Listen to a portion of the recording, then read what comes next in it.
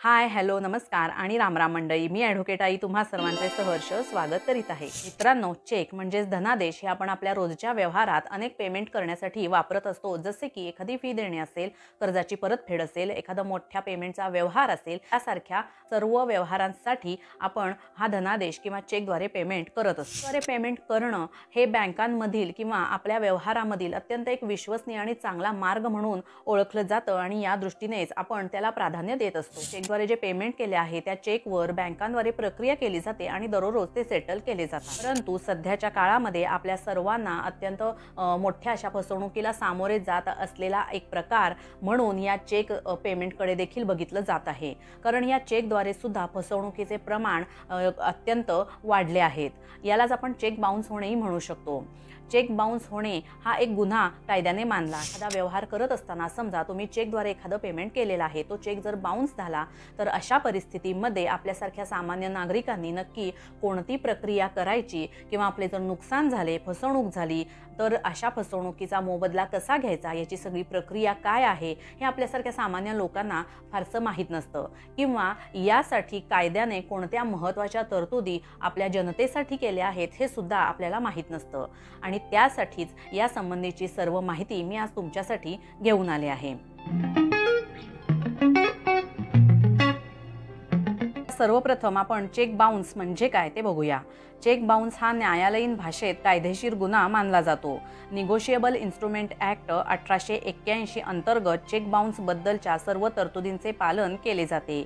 या कायद्याअंतर्गत check bounce झाला तर दंडासह तुरुंगवासाची शिक्षा देखील होऊ शकते. बँकेत चेक दिल्यानंतर बँक काही कारणास्तव चेक नाकारते आणि पेमेंट होत नाही. अशा परिस्थितीला चेक बाउन्स झाला असे म्हटले जाते. आता यामध्ये जो चेक देणारा व्यक्ती असतो त्याला ड्रॉवर म्हटले जाते आणि ज्या व्यक्तीला ती चेकची रक्कम मिळणार आहे त्या व्यक्तीला पेई म्हटले जाते.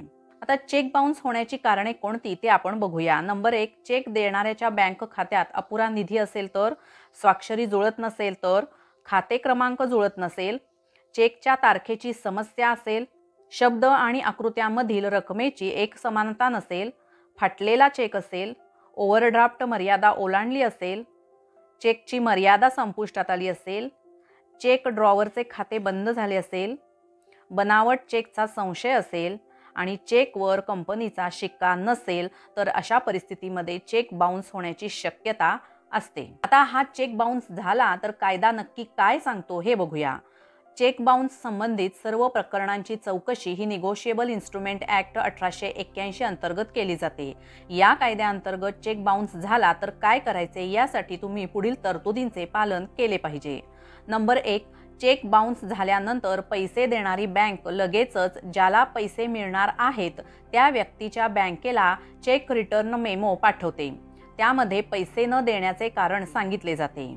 यानंतर ती बँक आपल्या खातेदाराला परत आलेला चेक आणि तो मेमो सुपूर्द करते. या तरतुदी तुम्हाला जास्त चांगल्या रीतीने समजून सांगण्यासाठी मी तुम्हाला एक उदाहरण देते बरं का.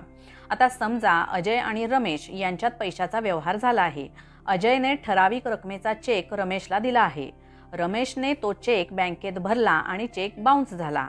तर अशा वेळी जर रमेशला खात्री असेल की बँकेत परत चेक जमा केल्यास तो क्लिअर होऊ शकतो तर रमेश या चेकवरील तारखेपासून 3 महिन्यांच्या आत तो चेक बँकेत जमा करू शकतो.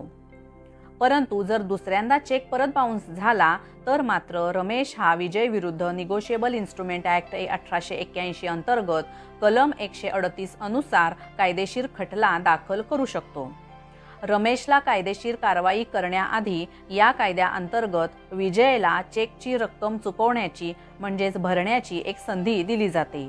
यासाठी रमेश 30 दिवसांच्या आत विजयला लेखी नोटीस पाठवू शकतो.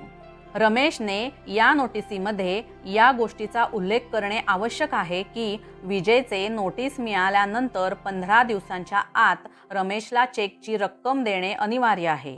परंतु नोटीस मिळाल्यानंतर सुद्धा 15 दिवसांमध्ये जर विजय चेकची रक्कम देऊ शकला नाही तर रमेश 30 दिवसांच्या आत विजय विरुद्ध गुन्हा दाखल करू शकतो. यामध्ये रमेशने नोटिसीचा कालावधी संपल्यानंतर 1 महिन्याच्या आत मॅजिस्ट्रेटच्या कोर्टात गुन्हा दाखल करणे आवश्यक आहे. एकदा केस कोर्टात दाखल झाली की आरोपीला समन्स बजावले जाते। आरोपी दिलेल्या तारखेला कोर्टात हजर राहून जमानत करून घेऊ शकतो। जर लगेच आरोपीने संपूर्ण रक्कम देण्याचे कबूल केले आणि ती रक्कम दिली तर केस तिथेच संपते, परंतु जर रक्कम दिली नाही तर केसची सुनावणी सुरू होते। आता यामध्ये एक अत्यंत महत्त्वाची टीप तुम्ही सर्वांनी लक्षात ठेवणे गरजेचे आहे, ती म्हणजे या कायद्यानुसार मी वर जो कालावधी सांगितला आहे त्यात तुम्ही बदल करू शकत नाही। म्हणजे जर नोटिसीमध्ये तुम्ही 15 ऐवजी 10 किंवा 20 दिवसांचा कालावधी लिहिला तर ही केस टेक्निकल ग्राउंडवर आरोपीच्या बाजूने लागू शकते आणि आरोपी सुटू शकतो। जर तुम्ही 1 महिन्याच्या आत नोटीस पाठवलीच नाही तरी सुद्धा टेक्निकल ग्राउंडवर आरोपी बरा होतो।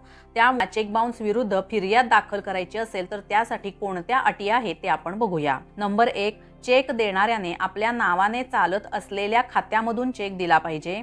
नंबर 2, चेक देणाऱ्याच्या खात्यामधील अपुऱ्या रकमेमुळेच चेक परत केलेला किंवा बाउन्स झालेला असला पाहिजे। आणि नंबर 3, चेकचा व्यवहार हा कायदेशीर असला पाहिजे।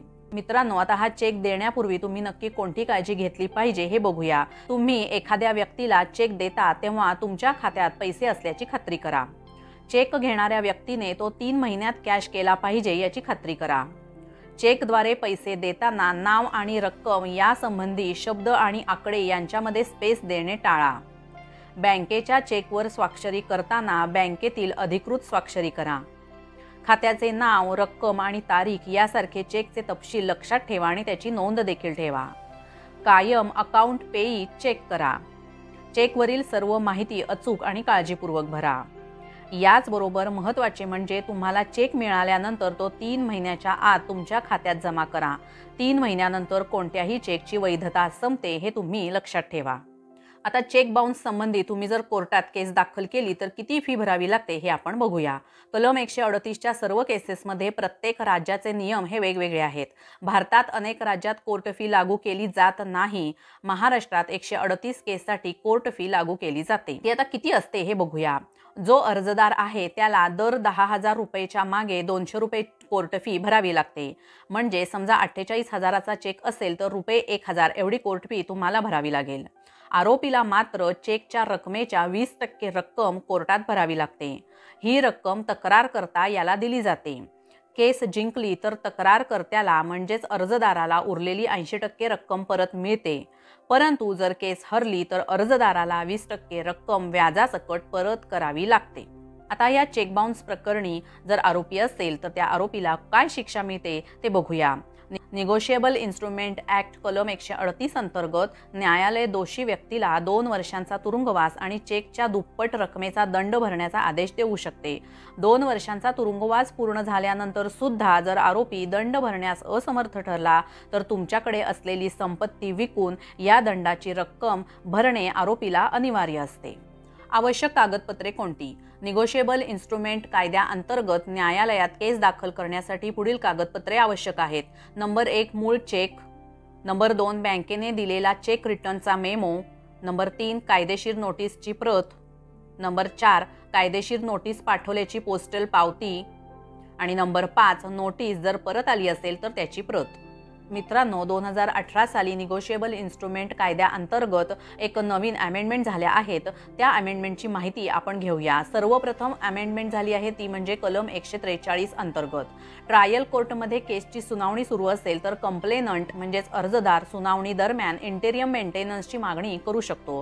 ही मेंटेनन्सची अमाउंट ही 1 ते जास्तीत जास्त 20% एवढीच मर्यादित आहे। आता ही जी तरतूद आहे किंवा अमेंडमेंट आहे त्याचा उपयोग कुणाला होऊ शकतो तर हा उपयोग केवळ आणि केवळ 2018 नंतर ज्या केसेस निगोशिएबल इन्स्ट्रुमेंट ॲक्ट अंतर्गत 138 अंतर्गत फाईल झालेल्या आहेत त्याच केसेसना याचा फायदा मिळू शकतो। नंबर 2 ची अमेंडमेंट आहे ती म्हणजे कलम 148 संदर्भात। आता यामध्ये आरोपीने जर सेशन कोर्टामध्ये अपील केले तर आरोपीला ट्रायल कोर्टने आदेश दिला असेल त्या रकमेच्या 20% रक्कम जमा करणे बंधनकारक आहे। या तरतुदीचा फायदा कुणाला होऊ शकतो तर 2018 आधी फाईल झालेल्या सर्व केसेसना याचा फायदा होऊ शकतो।